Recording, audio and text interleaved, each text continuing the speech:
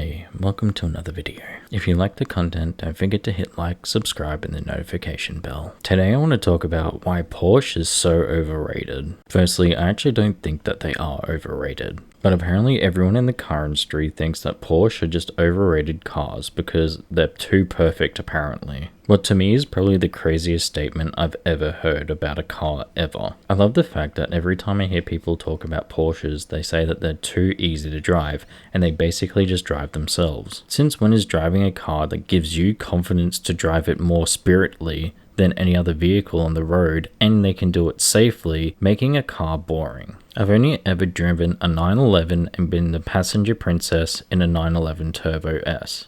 And I can tell you this, they are absolutely amazing cars. They are so much fun to drive, and they're even better just to be sitting in. They're a car that you can aspire to own, and they're not too show-offy like a Lamborghini or Ferrari. Most normal people don't even know the difference between a Porsche and a Ferrari. They kind of just see the badge and think it's the same thing. And yes, I know that statement's going to piss a lot of people off, but it's true. Even if you have a GT3 that literally says Porsche down the side of it, most people will still think it's a Ferrari. And that's okay, because you know what you got, and you paid a hell of a lot of money for it. But what I never really understand is why do people say that the Porsche is a boring car to drive because it has so much confidence on the road? Why is a car that's been around since 1963 such an iconic vehicle so apparently easy and boring and dull to drive? Because when you're trying to perfect something for so many years, and you have so many cars that are from the 60s, 70s, and 80s that are trying to kill you when you drive them, I think it's because a confident car doesn't make it feel like it's trying to kill you. Because after so many years of making this car, they've actually done it. They've made the car so perfect, apparently it's boring. But the thing is, if you want that excitement in a car, you can always just buy an older version of a Porsche.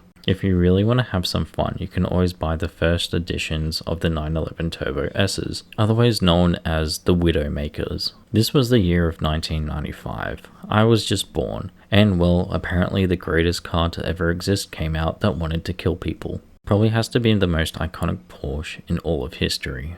Because let's face it, whenever we talk about Porsche, I feel like everyone goes to the 1995 air-cooled Widowmaker, beautiful, but yet stylish and trying to kill you car. And the newer generation, well, I think they go to the GT3 RS. But of course, everyone has their preference of their favorite Porsche. But to me, I don't think people think this car is super overrated or it doesn't drive well. I think it's that dealerships and the Porsche themselves know that the community will actually go above and beyond to get the special editions of these cars. Because let's face it, you can be on all the forums for Porsche, but we all know that everyone has their perfect spec vehicle, and Porsche definitely doesn't shy away from having thousands of different types and millions of different ways you can customize every vehicle. It's absolutely crazy because you could literally have a one-of-one of any type of Porsche just because you got a different stitching than someone else. And I think this is where people start getting the hatred for the brand. It's not because the car's bad. I think it's because the people try and idolize these vehicles in a way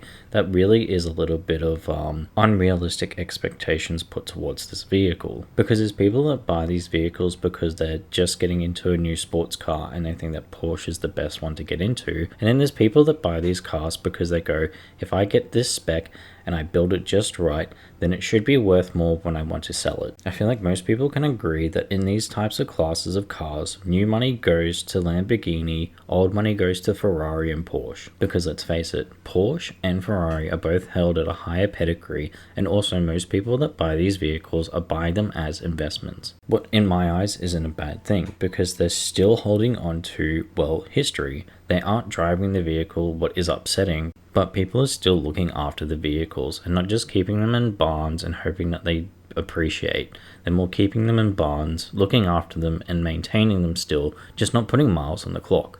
What is still a shame. Because I feel like everyone in the comments below can tell me the best spec and what is the best year and best model of a Porsche. And I have to agree with you, every year is a great year for Porsche. Because let's face it, every year has a new iteration, a new design, or a new styling that changes it slightly, but it also adds a little bit of character and something new. Because let's face it, after all these years, every iteration is, hey, last year we had this problem, we fixed it in this model year. And that's what I think what's happening with other car brands. They aren't sticking with the same platform and trying to make it perfect. They're like, hey, you know what? We need to put a facelift to this and change that.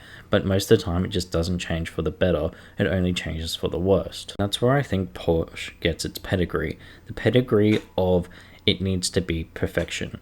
Every iteration of this car needs to be slightly better than the next. And I feel like that's what they're doing. I feel like they're making and slowly creating the perfect vehicle. Because what's wrong with having perfection? What's wrong with having a car that is so confident, inspiring that you don't feel like you're going to get in trouble in the vehicle? But at the end of the day, you're actually in a vehicle that if you do mess up, that all those safety features in that car are there to make it that you don't die. Why is it that you're driving such a perfect car? You can go 320 kilometers an hour in this vehicle, and you're sitting there going, oh, you know what? I wish this felt more dangerous. Why does it feel so good on the road? I don't understand that. Why don't you want a confidence-inspiring car where you can go those speeds and know that if you do mess up, that the car is designed to save you? If you want to have more thrills in life, buy a motorbike because there's less safety there, and if you crash, well, the likelihood of you not coming home is significantly higher than if you crash in a Porsche. It's weird when people say it doesn't have that thrill, or it doesn't want to go cut loose and go sideways. It's not what the vehicle's meant to do. The vehicle's meant to do one thing, and that's drive incredibly fast and be confident doing so. If you want a car that's going to cut loose and let you have all that fun, then buy a BMW. I feel like Porsche are like an older gentleman in a nice suit and a nice watch. They're there to do a task. They're there to do it properly, and they're doing it efficiently. They're a race car. They're there to be fast, they're there to be fun, but they're also there to be efficient, and they're also there to win. But let me know in the comments below, what's your favorite Porsche? What Porsche do you reckon is the best Porsche for you? Or do you actually feel like Porsche right now are overrated? Do you feel like the community that they have are more there to try and turn a profit on the vehicle than actually drive the vehicle themselves? Or do you just feel like that newer cars are just being driven by technology, getting too safe, and aren't as fun as they used to be? But let me know in the comments below. Thank you guys for watching. If you could hit like, subscribe, and the notification bell, that would be awesome. I'll catch you all in the next one.